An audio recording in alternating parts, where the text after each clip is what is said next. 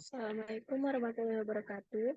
Saya Tiara Sabrina, NIM B1B1222054. Untuk memenuhi tugas tata kelola keuangan pemerintahan, saya membuat video presentasi ini dengan pembahasan yang pertama,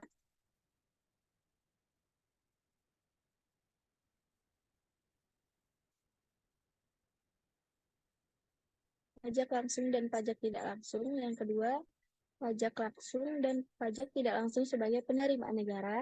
Yang ketiga, pengaruh pajak langsung sebagai terhadap kesejahteraan konsumen. Yang keempat, dampak pajak langsung terhadap harga pasar dan keuntungan produsen. Dan yang kelima, kesejahteraan yang hilang karena pajak. Langsung saja ke pembahasan yang pertama. Pajak langsung dan pajak tidak langsung. Pajak dapat dibagi menjadi dua kategori utama. Pajak langsung dan pajak tidak langsung. Pajak langsung.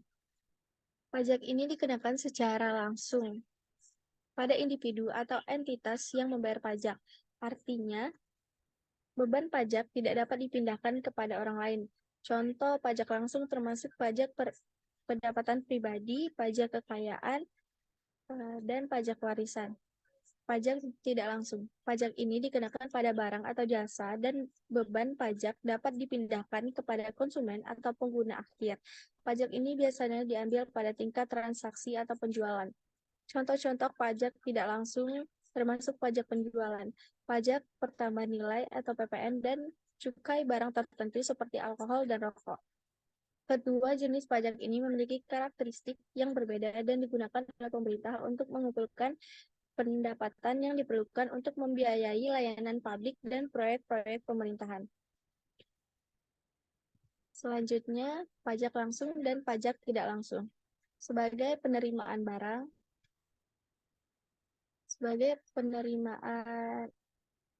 negara. Ada dua jenis pajak yang digunakan oleh pemerintah sebagai sumber penerimaan negara. Berikut penjelasan tentang keduanya. Yang pertama, pajak langsung. Pajak langsung adalah jenis pajak yang dikenakan langsung pada individu atau entitas yang membayar pajak. Contoh-contoh pajak langsung seperti pajak penghasilan atau PPH, pajak properti, dan pajak warisan. Pajak ini memerlukan pemungutan langsung dari pembayar pajak dan jumlah yang harus dibayar bergantung pada pendapatan atau nilai properti mereka. Yang kedua, pajak tidak langsung. Pajak tidak langsung adalah jenis pajak yang dikenakan pada produk atau layanan tertentu dan biaya pajak ini didatangkan kepada konsumen akhir melalui harga produk atau layanan tersebut. Contoh-contoh pajak tidak langsung, termasuk pajak penjualan atau PPN, pajak barang mewah, dan bea cukai. Pajak ini tidak langsung mempengaruhi individu atau entitas yang membayar pajak, tetapi pengumpulan pajak dilakukan melalui transaksi komersial. Kedua jenis pajak ini merupakan sumber utama penerimaan negara dan digunakan oleh pemerintah untuk mendanai berbagai program dan layanan publik seperti pendidikan, kesehatan, infrastruktur, dan layanan lainnya. Slide selanjutnya, pengaruh pajak langsung dan pajak tidak langsung terhadap kesejahteraan konsumen. Pengaruh pajak langsung dan pajak tidak langsung terhadap kesejahteraan konsumen dapat berbeda, tergantung pada tingkat faktor, seperti tingkat pajak, elastisitas permintaan, dan bagaimana pajak tersebut digunakan oleh pemerintah. Di bawah ini adalah beberapa pertimbangan umum. Pajak langsung, misalnya pajak penghasilan. Pajak langsung dapat mengurangi pendapatan yang tersedia untuk konsumsi sehingga dapat mempengaruhi kesejahteraan konsumen secara langsung. Namun jika pajak tersebut digunakan untuk mendanai layanan publik yang bermanfaat bagi masyarakat seperti pendidikan atau perawatan kesehatan, maka dapat meningkatkan kesejahteraan konsumen melalui penyedia layanan yang lebih baik. Yang kedua, pajak tidak langsung, misalnya pajak penjualan. Pajak tidak langsung biasanya ditetapkan pada barang dan jasa yang dibeli oleh konsumen. Ini dapat meningkatkan harga barang dan jasa sehingga mengurangi daya beli konsumen. Pajak tidak langsung dapat menjadi regresif, artinya mempengaruhi kelompok berpendapatan rendah lebih besar daripada yang berpendapatan tinggi, sehingga dapat merugikan kesejahteraan konsumen yang lebih rentan.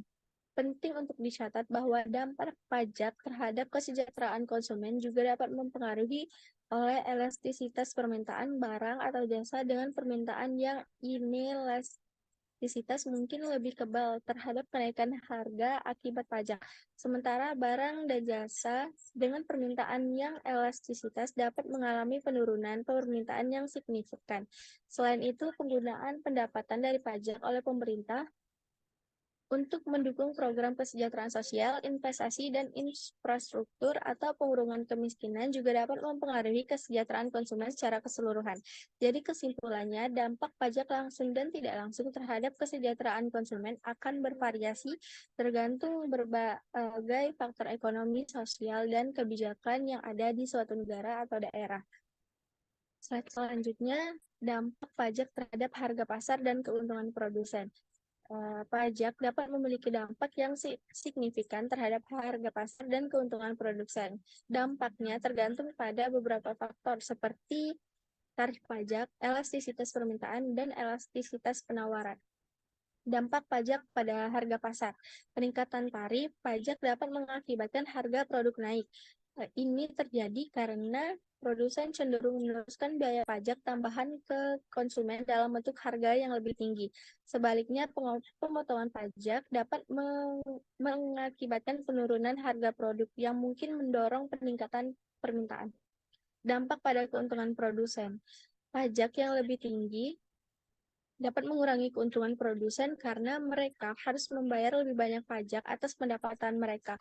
Namun dampak tergantung pada elastisitas penawaran. Jika penawaran inelastisitas atau perubahan harga tidak mempengaruhi jumlah yang ditawarkan secara signifikan, maka produsen mungkin dapat menahan beban pajak tanpa mengurangi produk mereka secara signifikan.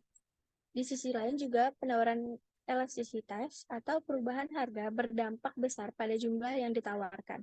Produsen mungkin lebih sulit menyerap pajak tambahan tanpa mengurangi produksi atau keuntungan mereka. Pajak juga dapat memiliki dampak lain seperti mengurangi insentif untuk investasi atau inovasi dalam jangka panjang. Oleh karena itu, dampak pajak pada harga pasar dan keuntungan produsen harus dipertimbangkan dengan hati-hati oleh pemerintah dan bisnis ketika merancang kebijakan pajak. Slide selanjutnya, kesejahteraan yang hilang karena pajak. Kesejahteraan yang hilang karena pajak bisa terjadi ketika pajak yang tinggi atau sistem perpajakan yang tidak efisien mengurangi pendapatan dan kekayaan masyarakat. Dampak negatif dari pajak dapat mencakup yang pertama, pengurangan pendapatan. Pajak yang tinggi dapat mengurangi pendapatan yang tersedia bagi individu dan perusahaan sehingga mengurangi daya beli dan investasi. Yang kedua, penghambatan pertumbuhan ekonomi. Pajak yang berlebihan